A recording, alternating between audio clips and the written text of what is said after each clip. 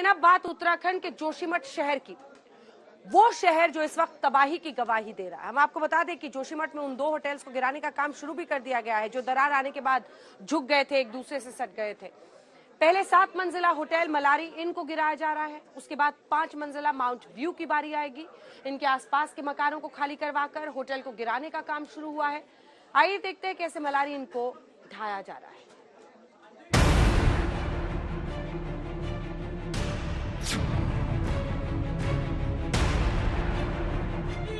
वापस जाओ, एनटीपीसी वापस जाओ।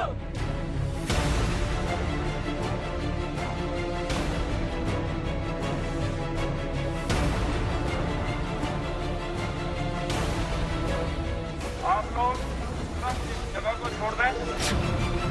हर घंटे जोशीमठ में बढ़ती तबाही की दरारों के बीच एसडीआरएफ की टीम होटल मलारी इन और माउंट व्यू पर एक्शन शुरू करती है। यानी इन दोनों होटलों के वजूद को मिटाने का काम शुरू हो चुका है। सबसे पहले गुरुवार की शाम एसडीआरएफ की टीम होटल मलारी को अपने कब्जे में लेती है। पुलिस आसपास के सारे रास्तों को बंद कर देती है। होटल के पास बैठे प्रदर्शनकारियों को भी हटा दिया जाता है। हम आपको बता दें कि होटल मलारी इन पूरी तरह से पीछे की ओर झुक गया है। जी दे दी आपने अनुमति डिमोलिशन की? कोई देखिए, हमने अनुमति कोई नहीं दी, लेकिन मेरी मजबूरी। क्या कर रहे हैं?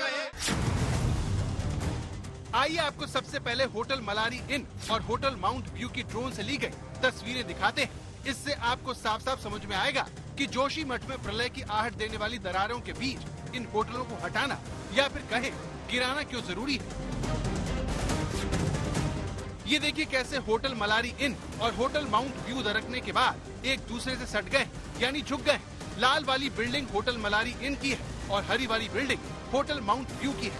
आप देख सकते हैं कि इन दोनों होटलों के पीछे ढलान और नीचे की तरफ मकान बने हुए हैं। ये दोनों होटल ऊंचाई पर बने और नीचे की तरफ मकान ही मकान बने, इसीलिए इन दोनों होटलों को गिराया जा रहा है ताकि कोई बड़ी दुर्घटना न हो। इन दोनों होटलों में दरारें पड़ चुकी है। खुदा न खास्ता अगर ये गिर गए तो बहुत सारे घरों को ले मरेंगे।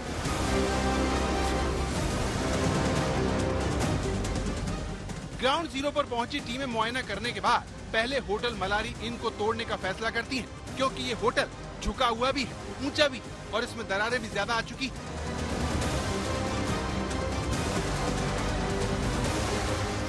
अब ये देखिए कैसे होटल मलारी इन को ढहाने का इंतजार किया जा रहा है। सबसे पहले होटल के आसपास बैरिकेडिंग की जाती है, फिर आसपास टायर डाले जाते हैं ताकि ऊपर से मलबा गिरे तो कोई कंपन न हो, क्योंकि जोशीमठ में सबसे ज्यादा जरूरी कंपन को रोकना है। तो इन दोनों होटलों की और इन इमारतों को तोड़ने की प्रक्रिया 3 दिन पहले ही शुरू हो जानी थी, लेकिन जो होटल के मालिक थे वो अपने परिवार के साथ धरने पर बैठ गए।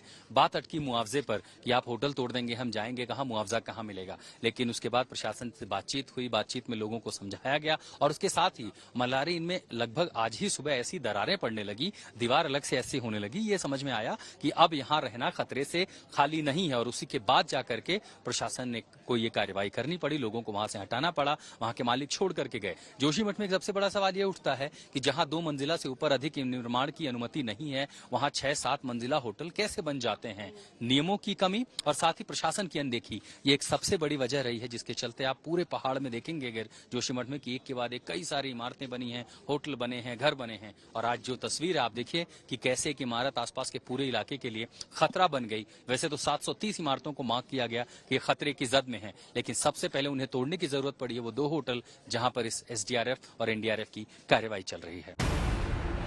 होटल मलारी इन 7 मंजिला, 5 मंजिला जमीन से ऊपर, 2 मंजिला जमीन के नीचे। होटल माउंट व्यू 6 मंजिला, जबकि जोशीमठ में 2 मंजिल से ज्यादा इमारत बनाने की अनुमति नहीं है। जोशीमठ किस तरह से तबाही के पहाड़ पर टिका है, इसको कैसे बचाया जाए, इसके लिए दिल्ली में गृह मंत्री Amit Shah high level meeting करते हैं। दूसरी तरफ होटलों को गिराने का काम शुरू होता है। होटल मलारी इन को डिसमेंटल करने के लिए एसडीआरएफ की 8 टीमें तैनात की जाती है। इलेक्ट्रिकल केबल हटाई जाती है। पोल्स की सुरक्षा के लिए 2 करोड़ रुपए से ज्यादा दिए जाते हैं। एनडीआरएफ की 2 टीमें भी वहां मौजूद रहती हैं। आर्मी और आपदा प्रबंधन के हेलीकॉप्टर को स्टैंड बाय पर रखा जाता है। होटल मलारी इन के आसपास से सारा कीमती सामान हटाया जाता है। होटल के जनरेटर को क्रेन के जरिए वहां से निकाला जाता है।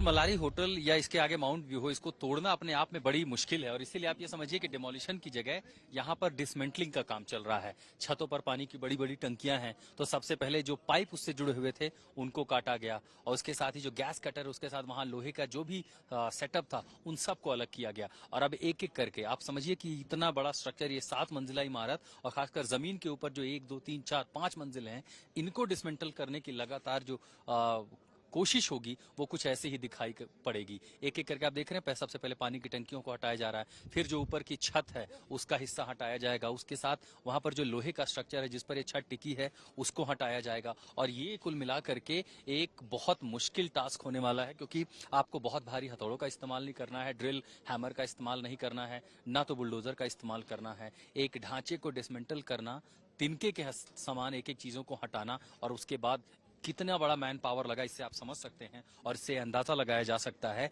कि जोशीमठ को बचाने के लिए किस स्तर की कोशिश यहाँ पर की जा रही है।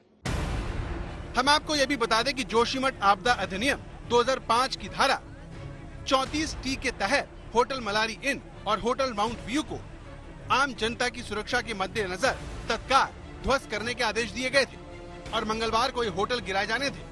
लेकिन होटल मालिकों ने इसका विरोध शुरू कर दिया। उनका कहना था कि उनके होटलों का मूल्यांकन नहीं किया गया है और न ही कोई नोटिस दिया गया।